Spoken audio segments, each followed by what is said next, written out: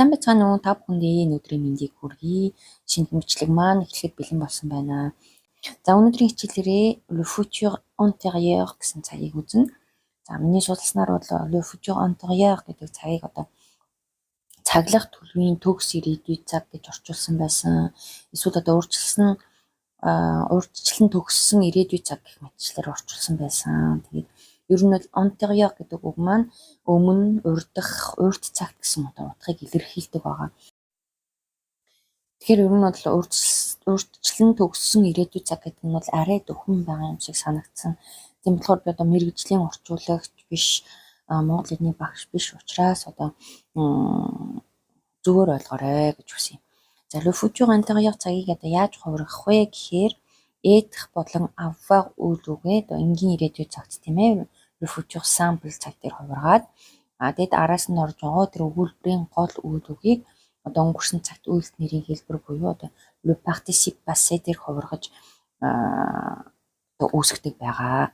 За хэрвээ та нар Le Futur Simple болон эсвэл одоо Le Participe Passé гэдэг хичээлийг үзэж амжаагүй байгаа бол Le Futur Antérieur цагаа үзэхээс өмнө үзээрэй гэж одоо зөвлөх байна. За бүгдээрээ être болон avoir үйл үгээ Le Futur Simple дээр яаж хувирахаа эргээд санацгаая. Être je serai, tu sauras, il, elle, on saura, nous saurons, vous saurez, il, elle sauront. За avoir j'aurai, tu auras, il, elle, on aura, nous aurons, vous aurez, il, elles auront. Бүгдээрээ manger гэдэг үйл үгийг одоо Le Futur Antérieur цаг дээр хувиргаж харцгаая. За j'aurai mangé би эзэн байх болно гэсэн утгаар илэрхийлэх юм.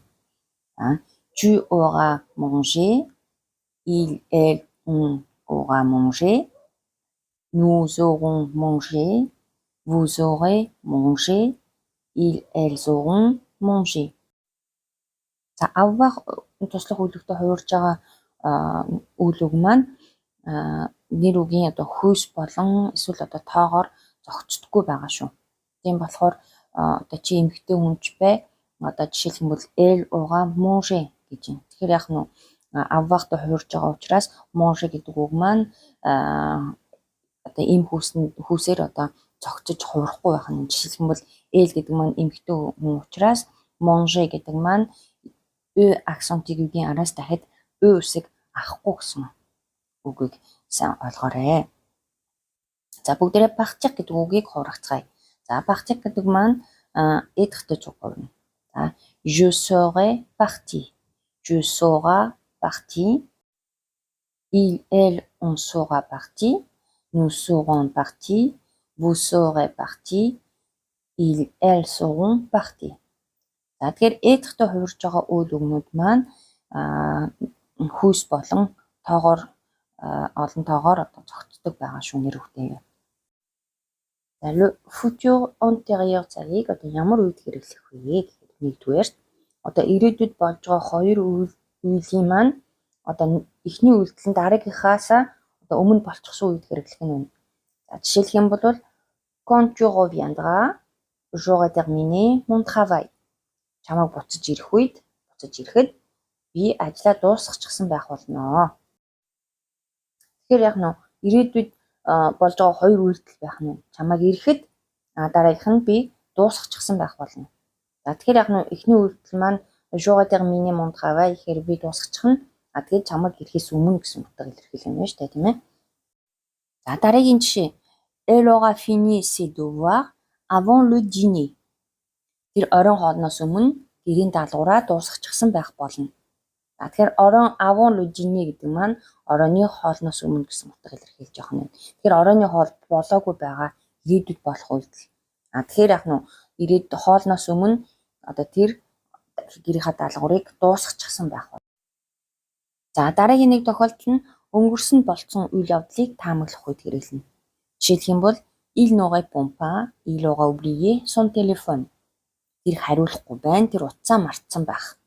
Тийм ээ. Тэр утсаа хариулахгүй байгаа учраас тэр утсаа мартсан байхаа гэсэн таамаглал дэвшүүлж байна.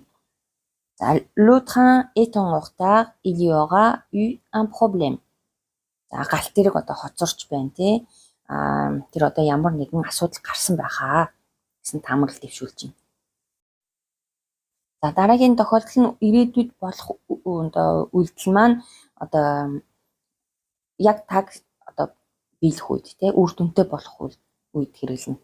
Тэгэхээр d'ici un an ils auront construit leur maison. Тэгэхээр одоо эндээс 1 жилийн дараа гэхэд тэд одоо өөрсдийнхөө байшинг барьчихсан байх болно. Тэгэхээр ирээдүйд болоход тэр барих байгаа байшин маань баригдсан байх учраас тийм ээ яг баттай үйлдэл байх нь ирээдүйд. За ийм тохиолдолд хэрэглэдэг байх нь. За дараагийн тохиолдол нь quand, dès que, une fois que гэх мэтчлэн одоо холбоос үгийг хэрэглэх үед орсон үед одоо хэрэглэдэг байх нь. Жишээлх юм бол dès que tu auras terminé, appelle-moi. Чи дуусмагцаа над руу залгаарэ. Тийм ээ. Dès que гэдэг маань одоо тэгмэгцээ ингэнгцээ одоо ямар нэг юм хийж дуусмагцаа гэсэн. Одоо тэгэнгүүтээ ингэнгүүтээ ч гэдэг юм уу тийм ээ. Тэгэхээр чи дуусмагцаа над руу залгаарэ.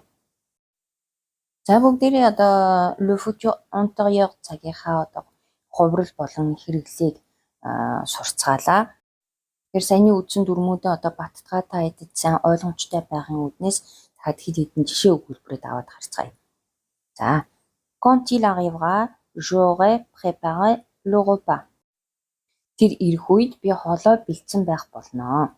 Тэ? Quand гэдэг маань одоо тэгэх үед ингэх үед хизээ гэсэн утгуудыг илэрхийлдэг. Тэгэхээр тэр ирэх үед би хоолой бэлдсэн байх болно. Elle sera rentrée avant le tomber de la nuit. Elle sera rentrée avant la tombée de la nuit. Тэр харанхуй болохоос өмнө гэртээ ирсэн байх болно. Тэгэхээр elle sera rentrée маань тэр ирчихсэн байх болно. Гэртээ буцаад ирсэн байх болно. Avant la tombée гэдэг маань avant гэдэг маань одоо өмнө гэсэн үг. La tombée de la nuit гэхээр одоо харанхуй болохоос өмнө, шөнө болохоос өмнө гэсэн утгаар илэрхийлэх юм.